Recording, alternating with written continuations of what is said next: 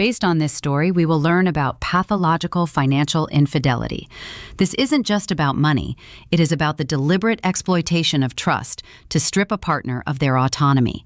When a spouse uses a medical crisis, a moment of ultimate vulnerability, as a tactical opportunity to liquidate assets, they aren't just a thief, they are a predator. The narrative below explores the psychological warfare required to dismantle such a predator without them ever seeing the blade coming. If you're watching this video, tell me where you're from or what time it is for you. Hashtag 1.5. The first thing I noticed wasn't the light, that smell, that sharp chemical scent of antiseptic that sticks to the back of your throat and refuses to leave. I tried to swallow, but my mouth felt like it was stuffed with cotton. Vanessa? Can you hear me, honey? Richard's voice, smooth, calm. The kind of voice you trust because it sounds like it knows the answers before you even ask the questions. I forced my eyes open. The hospital room was blurry, a wash of beige and white, but I could feel his hand gripping mine. He was squeezing it. Hard. I'm here, I managed to croak out. Thank God, he exhaled, the tension leaving his shoulders in a practiced slump. He looked impeccable, of course.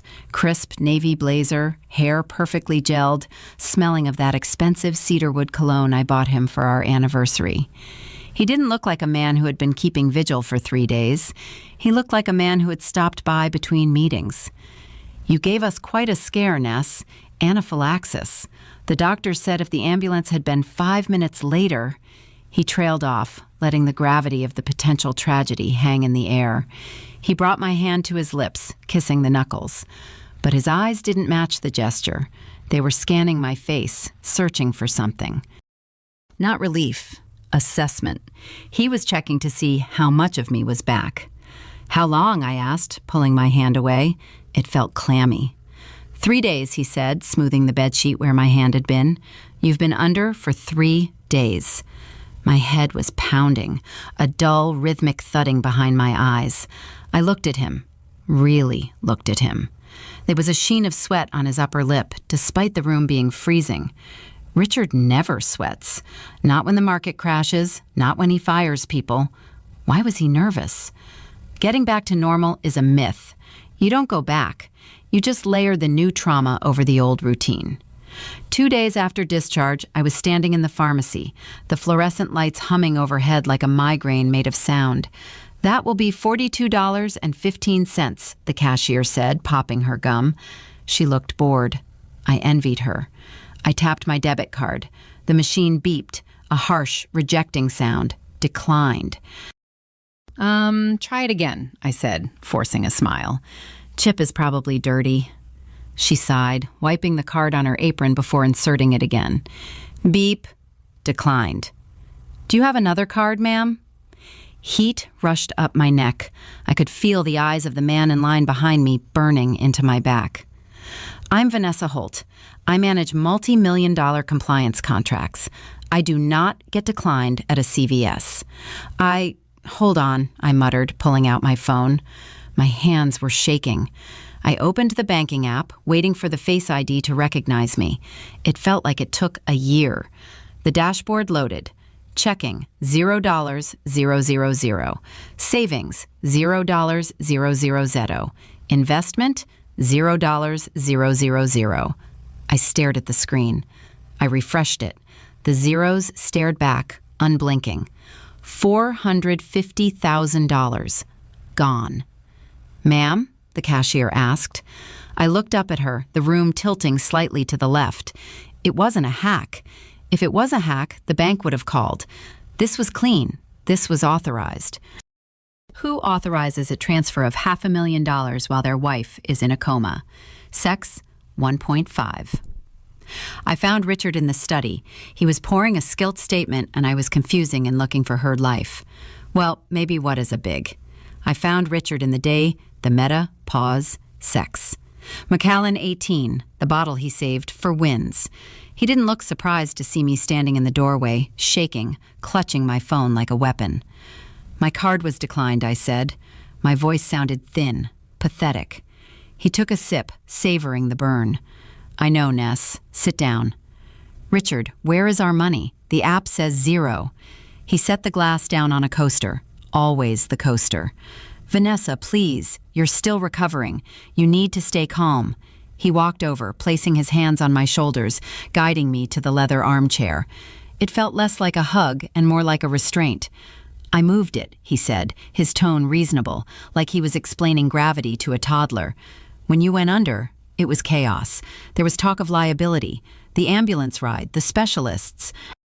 And you know how litigious hospitals can be if insurance disputes the cause. I didn't want our liquid assets exposed to a freeze. You drained the accounts to protect us? I asked, trying to make the math work in my head. I moved it to a secure trust, an offshore holding, just until the dust settles and your health is 100% confirmed. It's for us, Ness. I'm just taking the burden off your shoulders so you can heal. He smiled, that winning, charming smile that closed deals. You don't need to worry about money. I've got this. I'll transfer you an allowance for daily expenses tomorrow. Allowance. The word hung in the air, heavy and suffocating. He wasn't protecting the money. He was gatekeeping it. Okay, I whispered, looking at the floor. Okay, Richard. Thank you. But as he turned back to his drink, I saw the muscle in his jaw relax. He thought I bought it. He thought I was still the foggy, grateful wife. He had no idea I was already waking up. Meta. Sex 1.5. I waited until he left for his golf. The next morning, the second his Audi pulled out of the driveway, I was on the phone. Not the house line, I wasn't stupid. I used the burner app I used for anonymous compliance tips at work. First National Bank, Fraud Department, this is Brenda speaking. Hi, Brenda, I said, my voice crisp. No ums, no hesitation.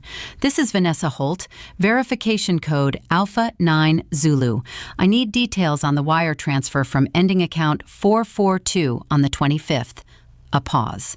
One moment, Mrs. Holt. Okay, I see a wire transfer initiated by Richard Holt, amount $450,000. Destination, Apex Holdings Limited, Cayman Islands. Is there a hold on it? Can it be reversed? No, ma'am. It was a same-day wire. The funds have cleared. Since Mr. Holt is a joint owner, the authorization is valid. I see, I said, gripping the phone so tight my knuckles turned white. And Apex Holdings. Is that a trust management firm? I can't see their internal structure, ma'am, but the wire notes say capital injection. Usually that's for business investment, not a trust. My stomach dropped. Capital injection. You don't inject capital into a safety deposit box. You inject it into a startup or a new life. Thank you, Brenda. I hung up. The house was silent, but it was screaming at me. He didn't move the money to protect it. He stole it. And he did it while I was unconscious because he knew I'd never sign off on it while I was awake. So why hadn't he left yet? Richard takes 20-minute showers, scalding hot. It's part of his ritual. That gave me 19 minutes. I slipped into his home office. It smelled of stale coffee and secrets. I didn't go for the laptop. He's IT literate. He'd have that encrypted. I went for the physical. Richard was arrogant, and arrogant men get sloppy with the little things. I checked his blazer pocket. Nothing. The desk drawers. Locked. I looked at the bookshelf, The Art of War, biographies of CEOs, golf guides, and there, tucked behind a thick volume on market disruption, was a small black notebook. I opened it. No numbers, just dates. October 12, jewelry pickup.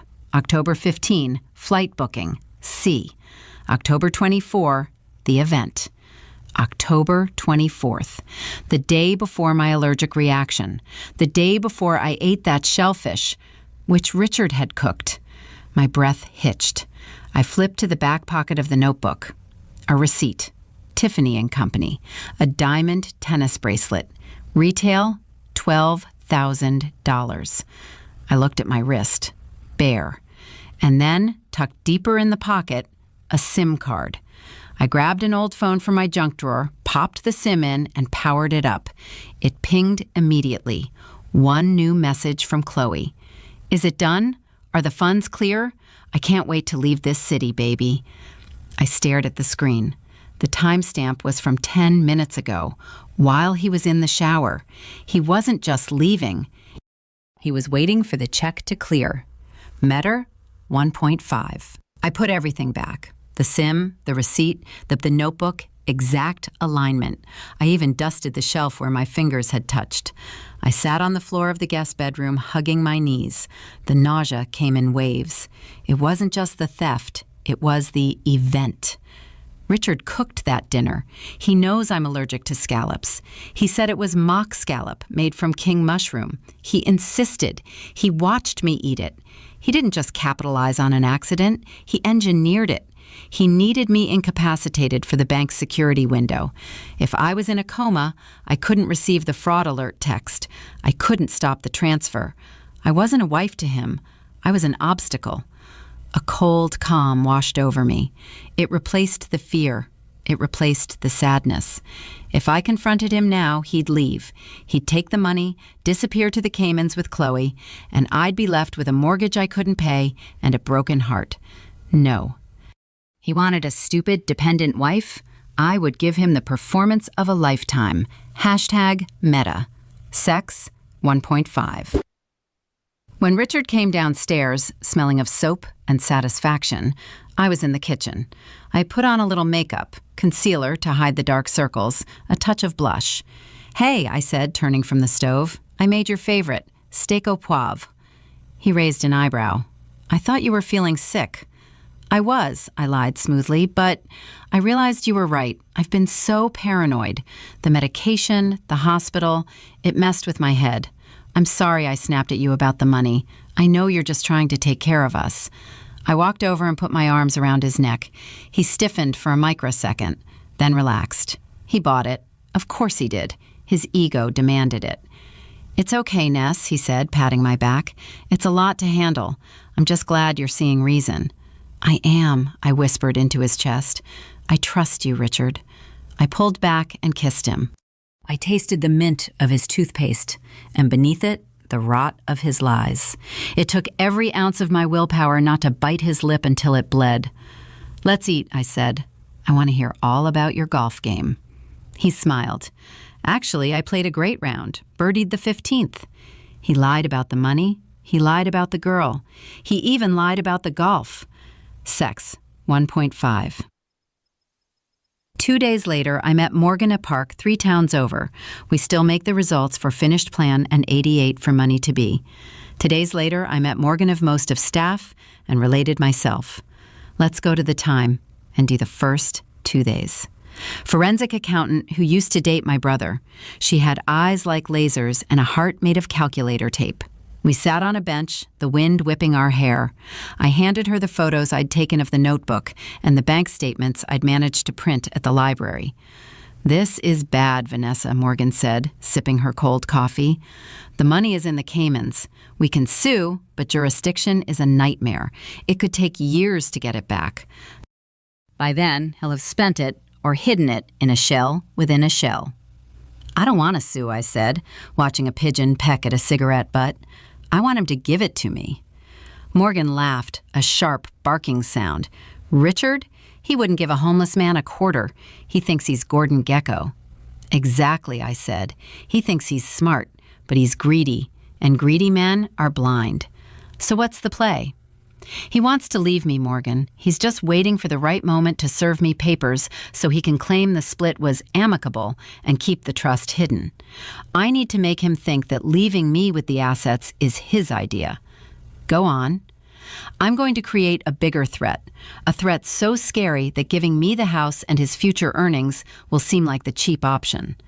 Morgan raised an eyebrow. "You're going to blackmail him?" "No," I smiled. "I'm going to help him commit tax fraud. And then I'm going to hold the receipt." Meta, Seckers, 1.5.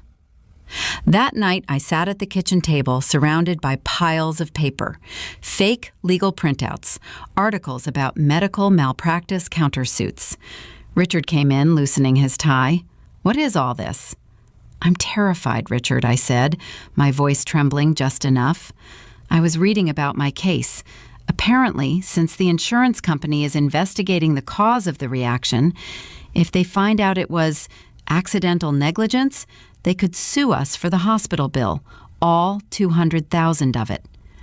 That's ridiculous, he scoffed. Insurance covers it. Not if they prove negligence, I cried, standing up. And since the money is in your name, in that trust, they could pierce the veil. They could take it all, and the house. They could take the house, Richard. I grabbed his lapels. I can't lose this house. It's all we have left. He looked at me, his eyes darting. He was processing. He knew the money was stolen, not protected. But he also knew that if anyone started digging into his finances, insurance, lawyers, they'd find the Cayman's transfer. He needed to keep the spotlight off that money. Calm down, he said. What are you suggesting?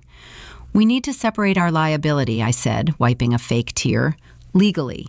If the house and the other properties are in my name, and the trust is in yours, and we sign a postnup regarding asset division, they can't touch your money if they sue me for the medical debt. I watched the gears turn. He was thinking, I can dump the house, which has a mortgage, on her. I keep the liquid cash, I get a clean legal break, and she thinks she's winning. That might work, he said slowly. It's a drastic step, though. Please, Richard, I begged, protect the investment. Let me take the risk on the house. He drafted the papers the next day. He didn't use our family lawyer. He used an online template, cheap to the end. I sat across from him at the dining table. The document was titled Post-Nuptial Asset Division Agreement. Clause 1. Richard retains 100% of Apex Holdings Trust. Clause 2. Vanessa retains 100% of the marital home and the lake cabin. Clause 3. Parties waive all future claims to each other's designated assets. It was unfair, grossly unfair. The equity in the house was maybe $150,000. The cash he stole was $450,000. He was robbing me blind, and I was handing him the pen. Are you sure about this, Ness? He asked, trying to sound concerned. You're taking on the mortgage payments alone. I'll manage, I said, looking down. I just want you to be safe. I want the money to be safe. It's for the best, he said, signing his name with a flourish. Richard Holt. He pushed the paper to me. I picked up the pen. My hand didn't shake this time. I was signing away my claim to the cash. But I was also getting him to legally declare that the Apex Holdings Trust was his sole property, his sole responsibility. And when the IRS saw the tip I was about to send them, that signature would be his death warrant. I signed. Done, I said. He smiled, a predatory grin he couldn't hide anymore. Done. He thought the game was over. He didn't know we were just starting the second half. Richard held the pen, the tip hovering millimeters above the signature line. The silence in the kitchen was thick, broken only by the hum of the refrigerator and the rhythmic ticking of the wall clock. He looked up at me, his eyes narrowing slightly. You're sure about this, Vanessa? You're taking on the liability for the house. If the market dips, you're underwater. He was testing the trap. A smart animal always sniffs the bait before biting. He couldn't believe his luck, so he was looking for the wire. I sat with my hands folded in my lap, twisting my wedding ring, a nervous tic I had perfected over the last 48 hours. I know, Richard, but at least I'll have a roof over my head. If the hospital sues, they can't take my primary residence in this state if it's solely in my name, but they can freeze liquid assets. I looked up at him, widening my eyes, pleading. I'm just trying to salvage what I can. Please, let me handle the house. You keep the investments safe. He studied my face. He wasn't looking for love. He was looking for deceit. But all he saw was a terrified woman trying to cling to her domestic comfort. His arrogance filled in the blanks. He thought I was stupid. He thought I was panicking. All right, he said, lowering the pen. If it makes you sleep better. He signed. The scratch of the ink on the paper sounded like a key turning in a lock. Why does victory feel so much like nausea? Meta, pause, sex, 1.5. After the papers were notarized, Richard's covered "Is no mood" shifted. He became lighter, almost giddy. The weight of his secret theft was gone, legitimized by my signature. Now he switched tactics. He needed to make sure I didn't feel robbed. He needed me to feel grateful. He found me on the patio staring at the dead hydrangea bushes. He wrapped his arms around me from behind, resting his chin on my shoulder. I stiffened, then forced my muscles to relax. "I hate that we have to do this," he murmured, his breath hot against my ear. "Separating our lives on paper like this, it feels cold." "It's just legal protection," I said, staring at a withered bloom. "I know, but I want you to know, Ness, this money, the trust, it's still for us. I'm going to grow it. I'm going to turn that $450 into $1 million. And then, when this medical scare blows over, we'll buy a beach house, just you and me." He squeezed me tight. "I'm doing this for your future." The audacity was breathtaking. He was stealing my life savings to fund his mistress and framing it as an act of sacrificial love. He wasn't just a thief, he was an artist of manipulation. "Thank you, Richard," I said, turning to face him. "I don't know what I'd do without you." "You'd be lost," he said, kissing my forehead. "But don't worry, I've got the map." Did he really think I couldn't smell the perfume on his collar? The notary's office smelled of lemon pledge and dust. The notary, a woman named Mrs. Higgins with thick glasses and a thicker sweater, stamped the documents with a heavy, rhythmic thud-thud. "And this transfers the deed of 42 Oak Lane to Vanessa Holt, sole owner," Mrs. Higgins droned. "And the entirety of the Apex Holdings Trust is confirmed as the sole property of Richard Holt." Richard was practically vibrating. He was trying to look solemn, but the corners of his mouth kept twitching upward. He had won. He had the liquid cash, the portable, spendable, hideable cash, and he had dumped the anchor of the real estate on me. "Congratulations," Mrs. Higgins said, devoid of irony. "You are now financially independent entities." We walked out to the parking lot. The sun was blinding. "Well," Richard said, unlocking his car, "that's done. I should probably head into the office, catch up on some emails." "Of course," I said. "Go be brilliant." He kissed my cheek, a quick, dry peck, and got into his car. As he drove away, I didn't wave. I pulled out my phone and dialed Morgan. "He signed," I said. "The assets are legally separated. The trust is his, the house is mine." "Good," Morgan said. "Send the package." I looked at the retreating taillights of his Audi. "Enjoy the emails, Richard." I needed to see her. I didn't need to. The texts were proof enough. But the masochistic part of my brain demanded a face to put with the name. I tracked his phone. He wasn't at the office. He was at Le Jardin, a bistro with overpriced salads and excellent lighting. I parked across the street. I saw them in the window seat. She was young, predictably young, maybe 25, blonde, bouncy, wearing a dress that cost more than my first car. Chloe. Richard was leaning across the table holding her hand. He was laughing, that deep, genuine laugh I hadn't heard in 5 years. He reached into his pocket and pulled out a small velvet box. She opened it and squealed, clapping her hands. She leaned over and kissed him. I raised my binoculars. Earrings. Diamond studs, probably 3 carats total, paid for with the money I earned working 60-hour weeks while he consulted from the golf course. I felt a crack in my chest, a sharp physical pain. But then I looked closer. Richard was checking his watch over her shoulder. He looked bored. He wasn't in love. He was just in transition. She was the new shiny toy, and I was the old appliance he had just pawned. "Enjoy the earrings, Chloe," I whispered. "They're going to be evidence soon." The package Morgan helped me assemble wasn't heavy, but it was dense. Form 3949-A, Information Referral. Subject, Richard Holt. Allegation, unreported income, offshore tax evasion, failure to file FBAR.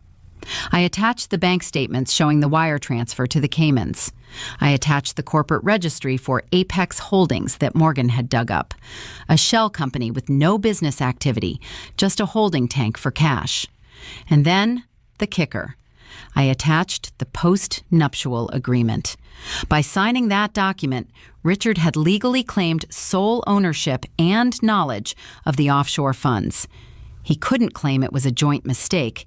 He couldn't claim I did it. He had signed a legal affidavit stating that money was his and his alone. I drove to the post office. The metal slot of the mailbox felt cold against my fingers. Priority mail, I told the clerk. Certified. Tracking. I watched him slap the sticker on the envelope. It was addressed to the Internal Revenue Service, Criminal Investigation Division. Is it important? The clerk asked, seeing my intensity. Life-changing, I said. I walked out. The timer had started. Now we wait for the bomb. It took 3 weeks. Government wheels turned slow, but they grind fine. I was in the kitchen making tea when I heard Richard's voice from the study. It started as a murmur, then spiked into a shout. What do you mean compliance hold? That's my money. I sipped my Earl Grey. It was perfectly steeped. I am the sole signatory. I authorized. No, don't transfer me to... A crash. He had thrown something. He stormed into the kitchen, his face a mottled red. The bank froze the account, the offshore one. They're saying there's a regulatory flag. Oh, no, I said, keeping my voice steady. Is it because of the liability thing, the medical bills? No, he yelled, pacing the room. It's a federal flag, DOJ or IRS or something. They won't tell me anything. They just said the funds are locked pending investigation. He stopped and looked at me, wild-eyed. Did you talk to anyone? Did you tell the insurance company about the transfer? Richard, I signed the papers, I said, looking hurt. I gave it all to you. Why would I sabotage it? He ran a hand through his hair, messing up the perfect gel. I have payments to make, investments lined up. Can't you just use your credit card? I asked innocently. They froze those too, he whispered. Everything connected to my Social Security number is locked. He looked at me, and for the first time I saw genuine fear. What are we going to do? He asked. We? I set my cup down. I think you mean you, Richard. My accounts are working fine. Meta Sex 1.5. Denial is a powerful drug. He spent 2 days on the phone with lawyers who wouldn't take his case once they heard the words federal audit. On the 3rd day, he came home early. I was sitting in the living room reading a book, The Count of Monte Cristo. A bit on the nose, perhaps, but I've always appreciated the classics. He stood in the doorway, his tie undone, his shirt rumpled. He looked 10 years older. You knew, he said. It wasn't a question. I didn't look up from the page. Knew what? The freezing order. The bank finally sent me the notice. It cites a whistleblower report. It cites documents that only 2 people had access to. He walked over and kicked the coffee table. The vase rattled. You reported me? To the IRS? Are you insane? That's our money you just lit on fire. I closed the book. I placed it gently on the table. I stood up. I didn't scream. I didn't cry. I just looked at him with the cold, hard stare of a woman who has buried her husband while he was still standing there. It's not our money, Richard. You made sure of that. You have a document signed and notarized that says it's your money. Exclusively. You bitch, he hissed, stepping forward. You set me up. I protected myself, I said. You stole from me while I was in a coma. You were planning to run away with Chloe. Did you think I wouldn't notice? He froze. The name hit him like a physical blow. How? I know everything, Richard. I know about the investment. I know about the apartment you were going to rent. And I know you were going to leave me with nothing. I took a step closer to him. He flinched. But now, I smiled, you have nothing, and I have the house. He sank onto the sofa, the fight draining out of him. You can't prove I stole it. I can say you authorized it. No, you can't, I said, pulling a file folder from under the cushion. Because I have the hospital logs. I was unconscious when the transfer was initiated, and I have the recording of you telling me it was for asset protection. And of course, I have the post-nuptial agreement where you claimed the stolen funds as your sole property. I tossed the file onto his lap. The IRS doesn't care about your marital drama, Richard. They care about the fact that you moved $500,000 offshore without declaring it, and then tried to hide the ownership structure. That's tax evasion. That's wire fraud. That's 5 to 10 years in federal prison. He opened the file. He saw the timeline. He saw the emails I had printed from his trash folder. He saw the trap. "Vanessa," he croaked, "please, I can fix this. We can fix this." "There is no we," I said. "There is me, the victim of financial abuse who cooperated with the authorities. And there is you, the perpetrator." "What do you want?" he asked, his voice trembling. "I want you gone." "Here's the deal," I said, leaning against the mantel. "Option A, you stay and fight. I give this entire file to the district attorney. I testify against you. You go to prison. When you get out, you'll be a felon with 0 assets, and I'll still have the house." He stared at the floor, breathing hard. "Option B, you leave. Tonight. You sign a quitclaim deed on the remaining joint checking account, the one with your last paycheck in it. You take your clothes, your golf clubs, and you get out. You disappear." "And the IRS?" he asked. "I can't stop the audit," I admitted, "but I can withdraw my cooperation. I can tell them it was a misunderstanding, that I was confused about the nature of the trust. Without my testimony and these specific documents proving intent, it becomes a civil matter. You'll pay a heavy fine. You'll lose most of the money. But you won't go to jail." He looked up at me. Hate burned in his eyes, but underneath it was defeat. He was a survivor. He would choose survival. "I need money to leave," he said. "You have $500 in your wallet and a tank of gas. That's more than you were going to leave me." I pointed to the door. "Make a choice, Richard. The police are on speed dial." He stood up. He straightened his jacket. He tried to summon some of his old arrogance, but it flickered and died. "You're a monster," he spat. "I learned from the best," I replied. He packed 2 suitcases. I watched him from the top of the stairs. He didn't take the pictures of us. He didn't take the wedding album. He took his suits, his shoes, and his watch collection. He paused at the front door. For a second, I thought he might say he was sorry. I thought he might show a flicker of humanity. He turned. "You'll never be able to maintain this house alone. You'll be broke in 6 months." "Maybe," I said, "but I'll be sleeping in my own bed." He sneered. "Chloe is better than you in every way." "Chloe is a variable, Richard, and you're out of money. Let's see how long she stays when the credit card declines." He slammed the door. The sound echoed through the house, final and absolute. I walked down the stairs. I locked the deadbolt. I engaged the chain. Then I went to the kitchen, poured the rest of his Macallan 18 down the sink, and watched the amber liquid swirl away. I was alone. I was tired. My bank account was empty, and my husband was gone. But as I looked around my house, I realized something. I wasn't the victim anymore. I was the architect. Lesson learned. This story illustrates the concept of leveraged asymmetry. In a conflict with a narcissist or a manipulator, direct confrontation often fails because they thrive on emotional chaos and verbal debate. Vanessa succeeded because she refused to fight on his terms. She didn't argue about the money. She used his own greed, the desire to keep the cash, to create a legal trap, the postnup, that isolated his liability. She applied the Trojan Horse Strategy. She disguised a lethal threat, the asset separation, as a gift/concession. By the time the villain realized he was trapped, he had already signed his own confession. Key takeaway. When dealing with a predator, do not appeal to their mercy. Appeal to their greed. That is the only language they speak fluently enough to incriminate themselves. Sex. If this story resonated with you, leave a like and consider subscribing. You can also drop any comment below, even just one word. Maybe tell me where you're watching from or what time it is right now. Sometimes one word is enough to say you were here.